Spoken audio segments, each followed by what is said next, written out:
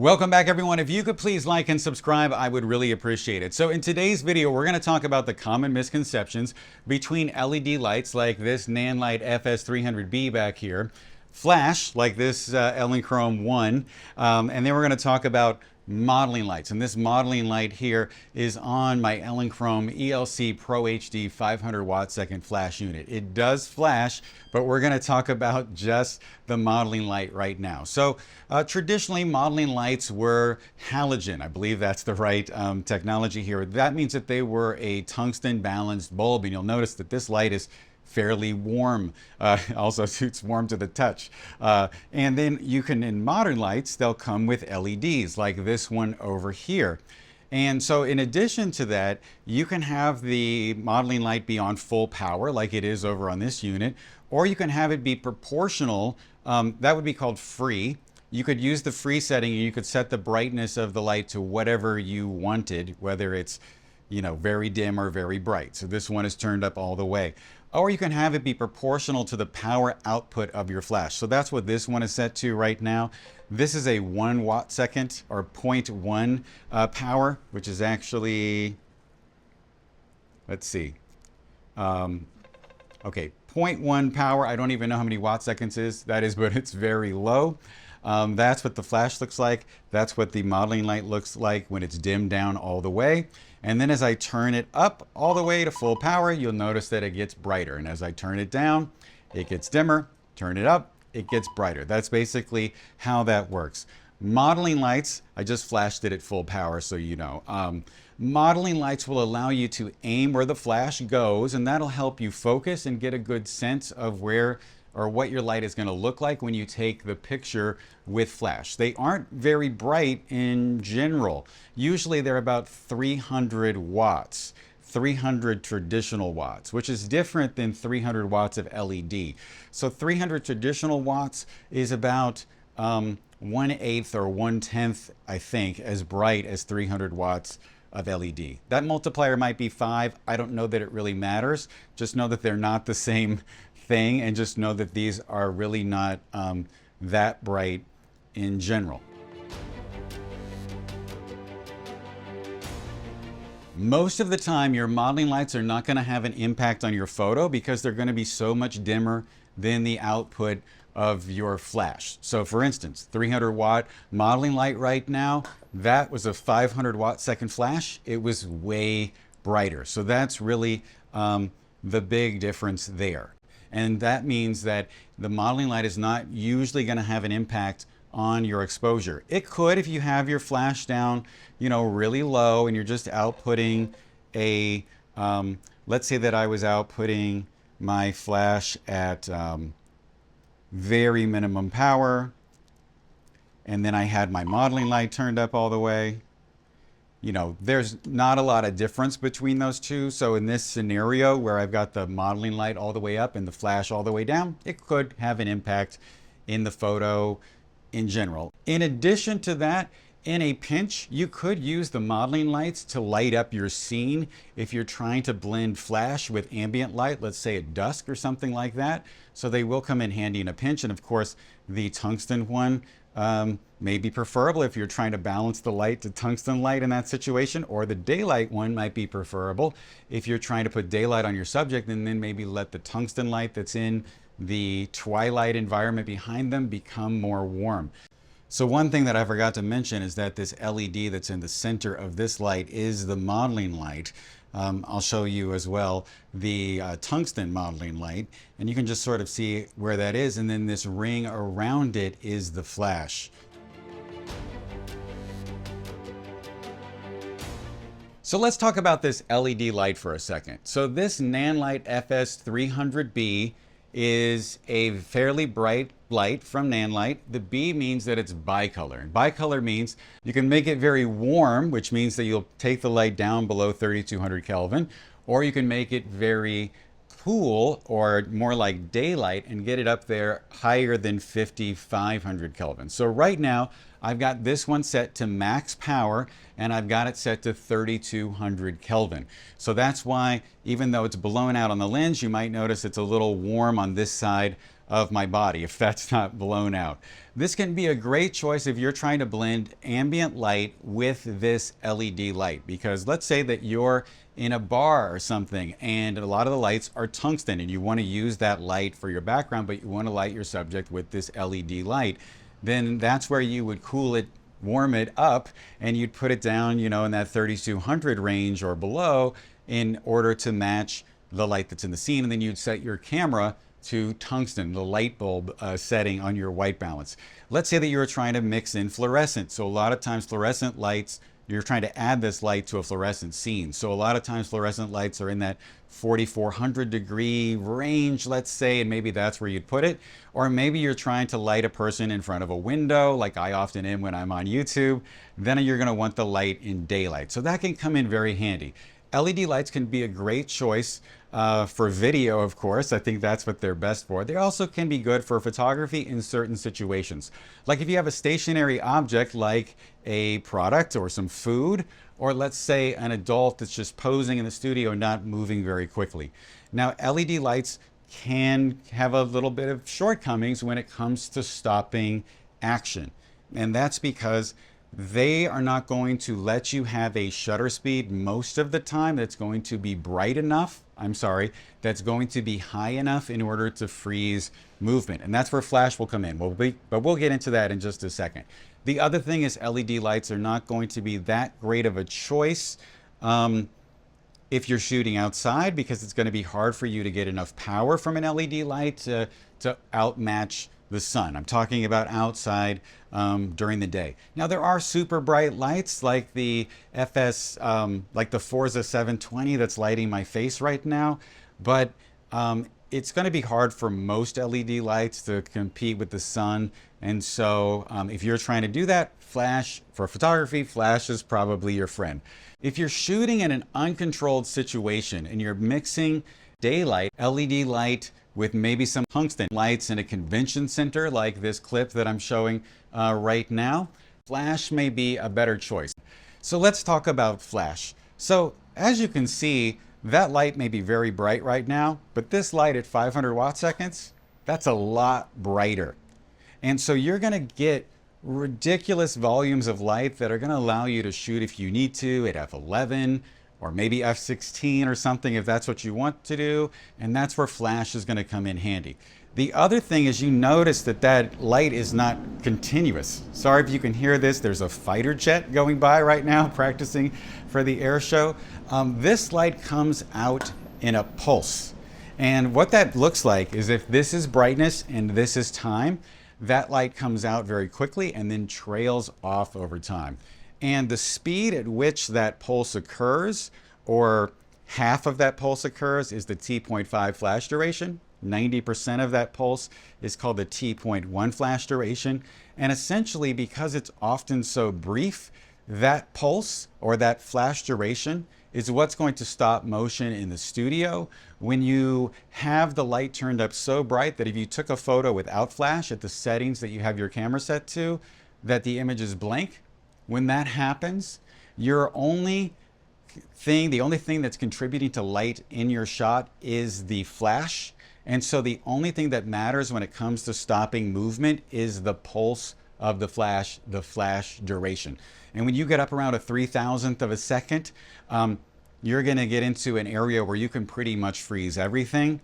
And you're probably never gonna get there with an LED light, unless you're shooting at like really wide open apertures and you have a really bright LED light really close in. The other thing to consider is that battery powered units like this one, the Elechrome one here, they are great to use. They're great flash options for you. The good thing, of course, is that you're not going to trip over cables and that sort of thing. For the most part, some battery powered units may recycle slower than units that plug in the wall. And so that may be a consideration, and battery powered units are often more expensive than units that plug in the wall. So that's one more thing to think about as well. But before we move on, I just wanted to say that if you enjoy learning from me in these videos, you probably would also enjoy learning from me in person. And soon I'll be teaching workshops in Denver, Chicago, and Orlando. So for more information, just go to johngress.com/workshops. Now you do have another option when it comes to flash, and that's packs and heads. So these were very much the standard over time. I have a couple of them. In fact, I meant to have one on hand for this video today, but I left it at home in my garage. So that's not an indicator that you should go rob my garage. It's more so to say that I don't use my pack and heads very often because they just feel a little antiquated to me. I can link these flashes up, these mono lights, I can link them up to an app and control them from an app and that sort of thing. For instance, some of mine have TTL and high-speed sync. These are very modern features. And some of the packs and heads, because most of them are older, are not going to have those things. Now, some of them do have TTL and high-speed sync and that sort of thing. And so that is something, a reason why you might want them. Some of the bonuses of packs and heads are that the head is going to weigh less than one of these monolights. And I guess I should define what a monolight is. So a monolight is when everything is all in one place. So for instance, the power comes in the back here. If it's not battery powered, the power is going to come in. I'll turn this away so it's not pointed at me. The power comes in the back. It then goes in here. It gets stored up. And then when you push the button on your camera to fire the flash, it discharges all of that power that it's stored up. And then that comes out the front. In a pack and head system, what occurs is that usually there's a box on the floor, and that's sort of the electronics and the thing that holds up all the stored electricity. And then when you press the button on your shutter, it sends a signal to the pack. It sends the electricity through the cable up to the head, and then it discharges the flash. So because these things are in two separate pieces, what ends up happening is that the head usually weighs less than that head usually weighs less than these monolight heads, and so that can be a bonus when you're booming a light out over the set or something like that. The other thing is that the packs are usually low on a stand or low on the ground, and it'll allow you to walk up there and sort of see what the power settings are and change things right there manually. Of course, I've gotten used to changing them on an app or changing them on top of my sophisticated camera trigger, or changing them from my light meter. My light meter, the Sekonic L478 DRUEL, can communicate directly with the Elinchrom flashes and tell each one to fire, and then it can tell them to change the power of each light. And so that's why I love using this meter. And while I could do that with my pack and heads, it's just not the same thing. The Elinchrom packs don't send the power settings of the light, this number that you see here on the back. It doesn't send that from the pack to the transmitter on top of the camera. It just reads as a blank number. And so I'm not even getting all the information with the pack. However, packs are sometimes brighter than monolights, and so that is an advantage and something that you should think of as well. So the next thing I want to talk about is how many watt seconds do you need when you're using flash?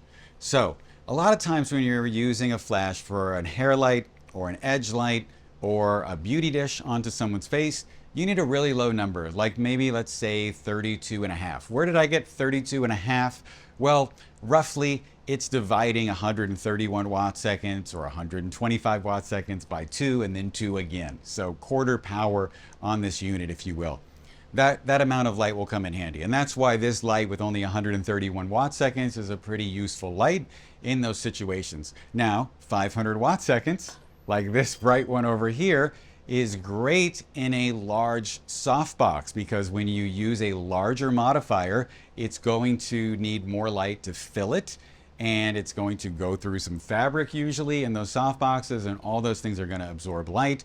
And so having 500 watt seconds in a big softbox will usually let you shoot around 1/200th of a second at f8 at ISO 100, for instance, on your flash. So that's where that would come in. Now, if you're trying to shoot at f11 and you're trying to have, let's say, that 6-foot octabox, then maybe you need 1200 watt seconds. Or if you're trying to have it further away from your subject, maybe you're going to need more power as well. And on top of that, Well, that's pretty much why those packs come in really high numbers like 1200 and 2400. On top of that, you might divide that 2400 watt second pack amongst two heads, and now you can see where that 2400 will get split down, and that'll make sense as well. So that's really how many watt seconds you might need on your shoot. So one thing that I forgot to mention that I really love about the Elinchrom lights is that the flash tube on the flashes sits outside of the body of the monolight, allowing the beam of light to come out and spread a lot wider than it can with other units that have the flash tube completely enclosed within the body. This will allow you to better fill beauty dishes and large modifiers, where some other brands will lead to hot spots in the middle of soft boxes and flat light from hard reflectors like a beauty dish.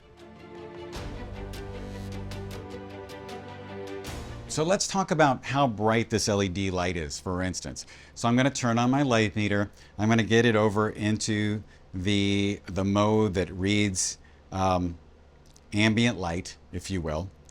And so let's say like right now at 100 ISO, that light is giving me 1/250th of a second at f4. So around 1/250th will ensure that I won't have any blur when the subject is posing back and forth in the studio and doing different things.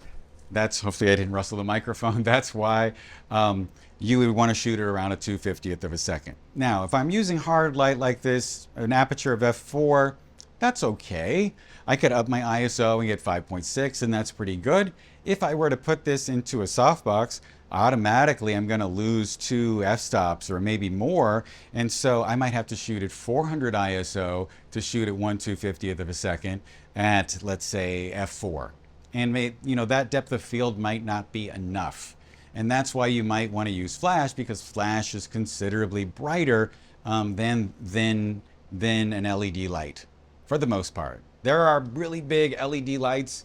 There are really that can outpower, let's say, this light. There are another technology called HMI, which is even brighter than LED. It's an old school technology. Those things are stupid bright, stupid expensive, require generators and things, and they're really for movie sets. But just know, for the most part, a continuous light isn't going to outdo, this 500 watt second flash. The other thing I want to talk about are power settings. I get asked this question all the time, and it's a big misconception that I think I've come across. So people will DM me, or they'll comment on a picture, what was the flash set to? Was it set to 1/4 power, or 1/2 power, 1/8 power, whatever their question is? That is a fighter jet going by.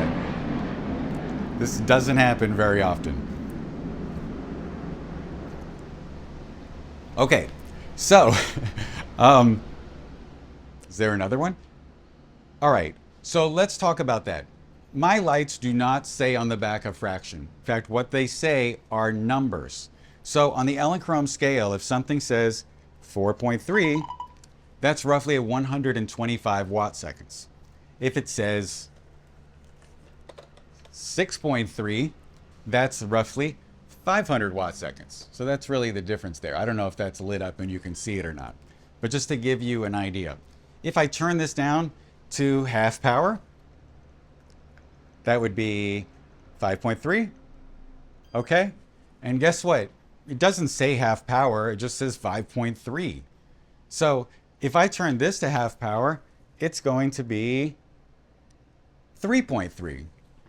Now guess what? Half power is 2 different numbers on these things. But guess what?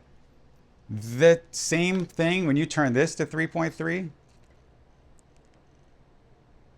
and you turn this to 3.3, they're going to output the same brightness of flash because they're both on the same scale. And that's one of the good things about the Elinchrom system. For instance, the Pro Photo system, every flash, regardless of its power, I believe has a scale on the back that's 1 to 10. And so if you have, let's say, a 100 watt second light and you have a 1000 watt second light, let's say, for instance, and you put them both to 10, they're not outputting the same power. They're just outputting maximum power. So one of the good things about the Elinchrom system is it's going to give me a number. I know that if I put this on one side and this on the other side and I turn them both to 3.3, they're both going to output the same amount of power, which is about 65 watt seconds. Another fighter jet going by. Hopefully I won't lose my concentration.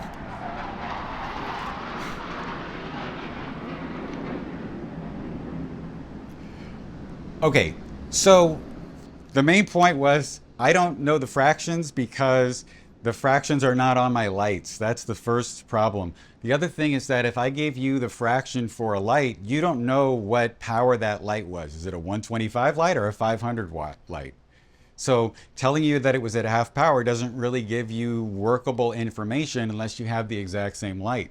Now, the other thing to consider is, let's say that I did tell you that the power setting was 3.3 and you had an Elechrome light and you had the exact same softbox that I was using. The thing that you're missing is the distance. Let me explain what that's like, what that means. So I'm going to point it over here. I'm going to turn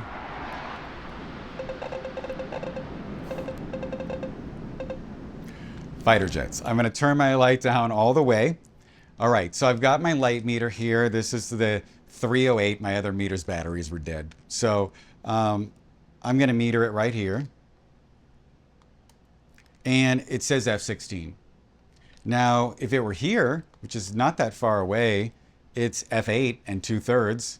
If it were here, it's going to be F4 and 2/3. And so you don't really have an idea looking at a behind the scenes photo if it's here or here. So me telling you the power setting isn't really that helpful. What really matters is if I told you what the f-stop was on the person's body, and then let's say, so that's F8 and 2/10 to be exact. If I told you that it was F8, you would know that if you set your light up, you would turn the power setting up or down until the meter told you that it was F8. And that's why most of the time when I'm making notes, I only write down the f-stop reading on the person's body. And that's why. So sometimes I do make a note of the power setting only because people ask me a lot, but it's not something that I usually pay attention to because it's not really helpful information. Again, because two lights may be of different powers, 500 versus 131, and 1/2 on one is not 1/2 on the other. And of course, my scale doesn't even say 1/2. So that's really the thing. So the most useful thing you could know is the light meter reading. And I know that light meters might seem antiquated and old-fashioned to some of you, but a light meter is the best way so that you can get exacting information that will allow you to recreate the lighting from someone else, or to recreate the lighting that you did, let's say in one place and then another place. So if you're doing headshots for a corporation and you go to two different offices, you want to make sure that that edge light or kicker light is metering the exact same in both offices. You want to make sure that the main light is reading the same, and you want to make sure that the fill light is reading the same as well. I've got this light bouncing off a V-flat and coming back in. So knowing what the fill is, knowing what the kicker is, knowing what the main is all the key information that you're going to need to recreate pictures in different environments. So just to give you a little bit more info, this relationship of how fast the brightness falls off, that's called the inverse square law. So every time that I double the distance, I quarter the power output. So let's just test that again. So I'm going to have to eye this up, so it won't be scientific, but it'll give you a good idea. So that's F16.5. If I come to right here, that's about double the distance. That should meter 2 f-stops less. That would be 16 goes to 11 goes to 8. So I should get F8.5. Guess what? F8 and 2/3. So that's how light falls off with distance, the inverse square law. That's what's really going to matter. That's why knowing that distance is the most important thing, not the fraction or the number on the back of the light. Anyway, guys, I hope that all helped and made sense. If you have any questions or comments, just leave those below. And as always, stay safe, have a great day, and I'll talk to you soon.